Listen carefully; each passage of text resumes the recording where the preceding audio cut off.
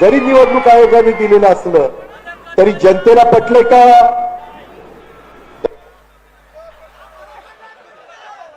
तू काय केलं हा प्रश्न फार महत्वाचा आहे. त्याने काहीच केलं नाही. तो आयत्या बिळावर नागोबा आहे.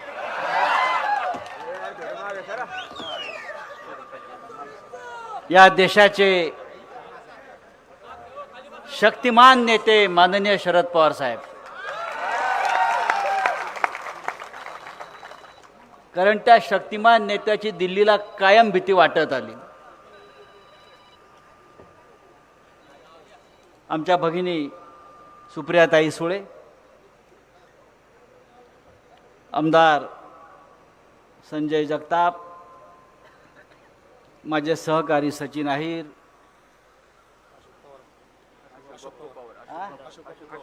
आमदार अशोक पवार, मगाशी ते पुढे बसले होते म्हणून तर आम्ही हां, शेवाळे बापू, लक्ष्मण माने,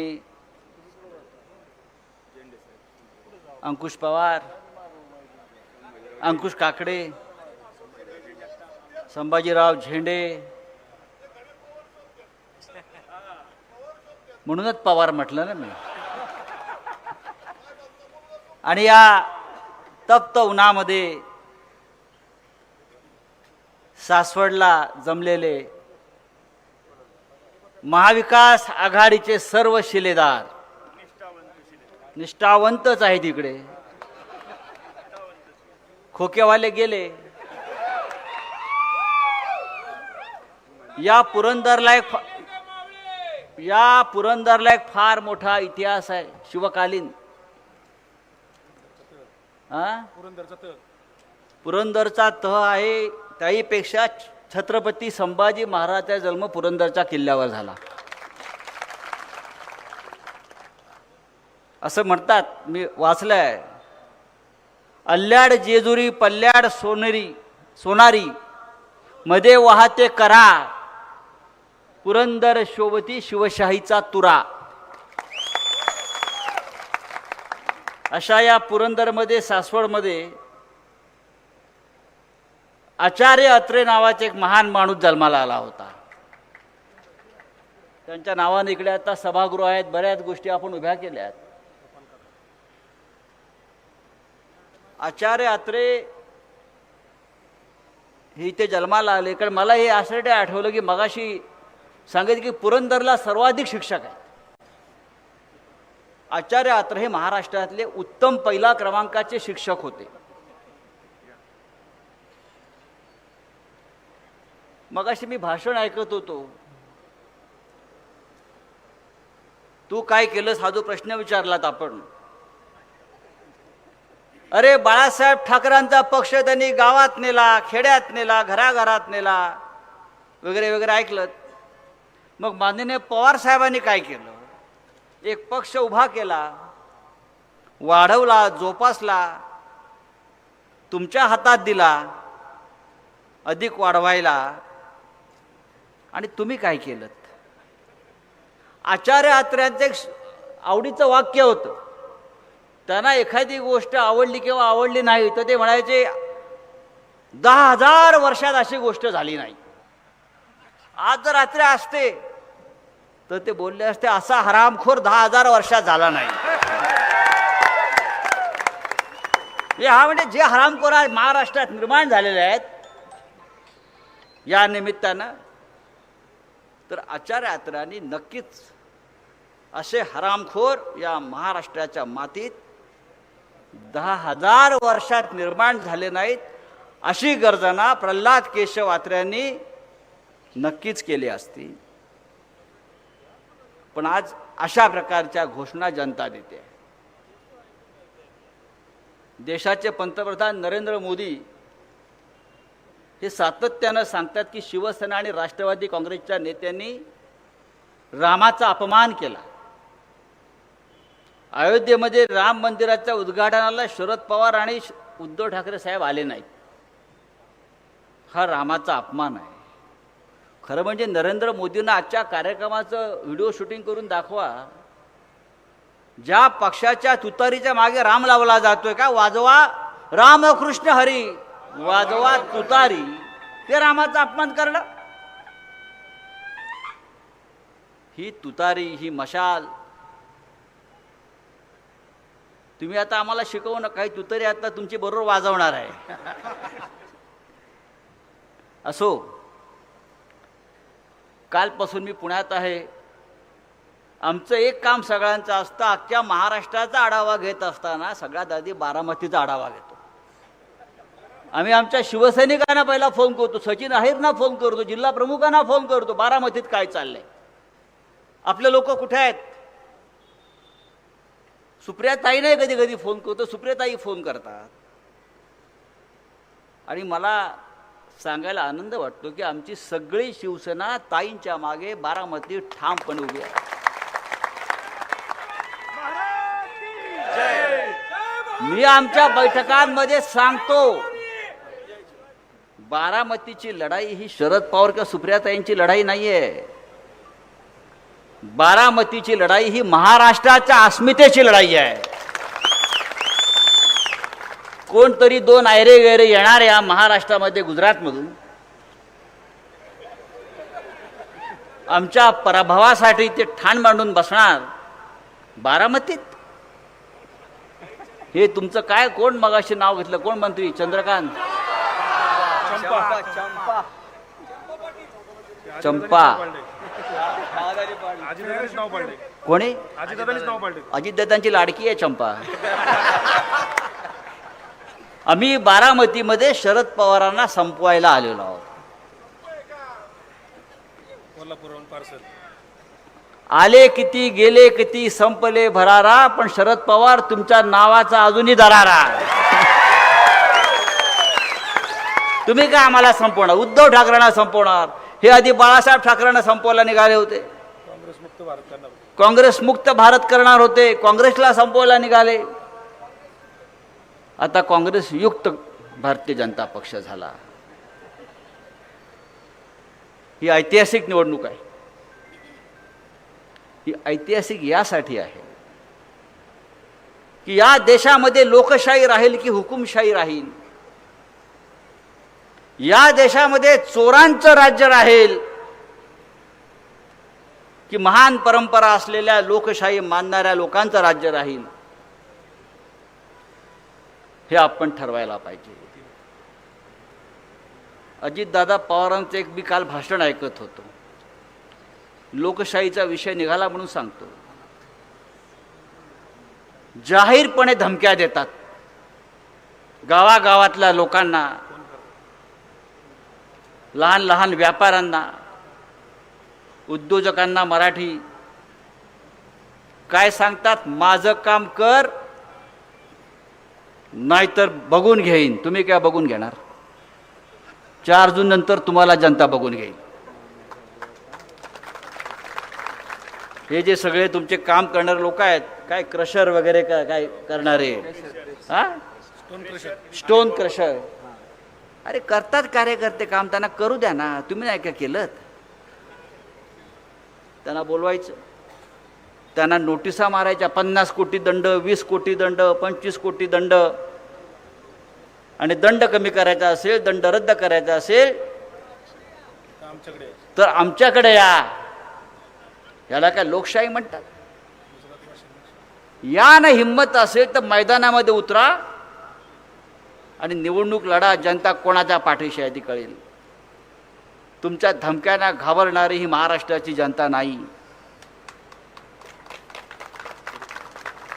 धमक्या देण्याचा आमचा धंदा जुना आहे, पण सांगतो कदाचित राष्ट्रवादी काँग्रेसला ते जमणार नाही, त्यांनी ते कॉन्ट्रॅक्ट आम्हाला द्यावं. हे चालणार नाही. तुम्हाला तुमच्या नेतृत्वाविषयी, स्वतःच्या नेतृत्वाविषयी एवढा आत्मविश्वास असेल तर या धमक्या देऊन तुम्ही निवडणुका लढू नका. या समोर बसलेली जनता जी आहे ही तुमच्या धमक्यांना भीक न घालता इथे आली आहे, लक्षात घ्या. पुरंदरचा तह काय, पुरंदरच्या तहानंतरच अफजल खान आणि औरंगजेब गाडला गेला, लक्षात घ्या. नरेंद्र मोदी या देशाचे पंतप्रधान आहेत. महाराष्ट्रामध्ये गेल्या 1 महिन्यामध्ये ते 27 वेळा आले. रोज बघा तेव्हा नरेंद्र मोदी आणि अमित शहा हे महाराष्ट्रामध्ये असतात. मुंबईमध्ये 8 सभा घेणार आहेत. अख्खा देश तिथे वाऱ्यावर सोडला आणि महाराष्ट्रामध्ये येतात, कारण त्यांना महाराष्ट्राची भीती वाटते. हा महाराष्ट्र दिल्लीचं राज्य उलथवून टाकेल अशा प्रकारची भीती त्यांना वाटत असल्यामुळे नरेंद्र मोदी हे महाराष्ट्रामध्ये सातत्यानं येत आहेत. आपल्याला ही ऐतिहासिक निवडणूक यासाठी म्हणतो आहे, गेल्या 10 वर्षापासून या देशाचा पंतप्रधान रोज खोटं बोलतोय. इतकं खोटं बोलणारा पंतप्रधान या देशानं कधी पाहिला नव्हता. इतकं खोटं बोलतोय की या देशाची परंपरा, या देशाची संस्कृती, या देशाला दिलेली आश्वासनं, या देशाला दिलेली वचनं, या सगळ्याचा विसर त्यांना पडला. फक्त हा महाराष्ट्र गिळायचा, महाराष्ट्राचं नेतृत्व खतम करायचं, मराठी माणसाच्या स्वाभिमानाला धक्का लावायचा, मुंबई लुटायची, शिवसेना, राष्ट्रवादी काँग्रेससारखे महाराष्ट्राचे स्वाभिमानी पक्ष फोडायचे आणि सगळी लूट गुजरातला न्यायची, अशा प्रकारचं धोरण नरेंद्र मोदी आणि अमित शहानी गेल्या काही वर्षापासून चालवलेलं आहे. छत्रपती शिवाजी महाराजांचा हा महाराष्ट्र आहे. या महाराष्ट्राला इतिहास आहे. आम्ही जेव्हा विचार करतो की नरेंद्र मोदी असे का वागतात औरंगजेबासारखे, काय त्यांनी कोल्हापूरला भाषण केलं, ते असं म्हणतात की उद्धव ठाकरे ह्यांनी औरंगजेबासारख्या काँग्रेसचा हात पकडलेला आहे. तुम्ही स्वतः औरंगजेब आहात नरेंद्र मोदी. या महाराष्ट्रात छत्रपती शिवाजी महाराजांचा जन्म झाला, लक्षात घ्या, म्हणून महाराष्ट्राला इतिहास आहे. औरंगजेबाचा जन्म गुजरातमध्ये झालेला आहे. हे कोणाला माहीत नसेल तर मी सांगतो. गुजरातमधलं जे मोदीचं गाव आहे, त्या गावाच्या बाजूला दाहोद नावाचं गाव आहे. त्या गावामध्ये औरंगजेबाचा जन्म झाल्यामुळे मोदींच्या अंगात औरंगजेब संचारला आणि म्हणून वारंवार ते महाराष्ट्रावर चाल करून येत आहेत. जसं अफजल खान यायचा, औरंगजेब यायचा, का तर त्याचं कारण त्या मातीमध्ये आहे, तिथं औरंगजेब जन्माला आलेला आहे आणि म्हणून तो शिवरायांचा महाराष्ट्रावरती अशा प्रकारे चाल करून येतो आहे, खोटं बोलतो आहे. परवा किती भयंकर खोटं बोलला हा माणूस. प्रधानमंत्र्यांचा उल्लेख आपण आदराने करायला पाहिजे, पण ते आता प्रधानमंत्री नाही आहेत. आचारसंहिता लागल्या, लक्षात घ्या. सुप्रियाताई, चिंता करू नका, मी प्रोटोकॉल पाळतो आहे. आम्ही असंच बोलतो, जे महाराष्ट्रावर चाल करून येतात तो कोणी असू द्या, त्याचा मान महाराष्ट्र राखणार नाही. तुम्ही महाराष्ट्राचे शत्रू आहात, तुम्ही महाराष्ट्राचे दुश्मन आहात. परवा किती भयंकर खोटं बोलले सद्गृहस्थ. काँग्रेसच्या जाहीरनाम्यात मी असं म्हटलेलं आहे की काँग्रेस सत्तेवर आली तर तुमची सगळी संपत्ती काढून घेऊ आणि ज्यांना जास्त मुलं आहेत, म्हणजे मुस्लिमांविषयी म्हणतात ते, ज्यांना जास्त मुलं आहेत त्यांना आम्ही वाटू. तुमच्या गळ्यातली मंगळसूत्र, महिलांच्या गळ्यातली मंगळसूत्र हे काँग्रेसवाले खेचतील आणि ज्यांना जास्त मुलं आहेत त्यांना वाटतील. म्हणजे हे त्यांनी या देशातल्या मुस्लिम बांधवांविषयी केलेलं विधान हे शोभतं का देशाच्या प्रधानमंत्र्यांना? ज्या माणसानं आपल्या घरातल्या मंगळसूत्राची प्रतिष्ठा ठेवली नाही, त्यांनी मंगळसूत्राची उठाठेव करू नये. या देशामध्ये महिलांचं मंगळसूत्र जर अडचणीत आला असेल तर गेल्या 10 वर्षामध्ये आलेलं आहे. नोटबंदी केली नरेंद्र मोदींनी. या नोटबंदीच्या काळामध्ये हजारो लाखो महिलांनी घर चालवण्यासाठी आपलं मंगळसूत्र विकलं आहे, बरोबर ना?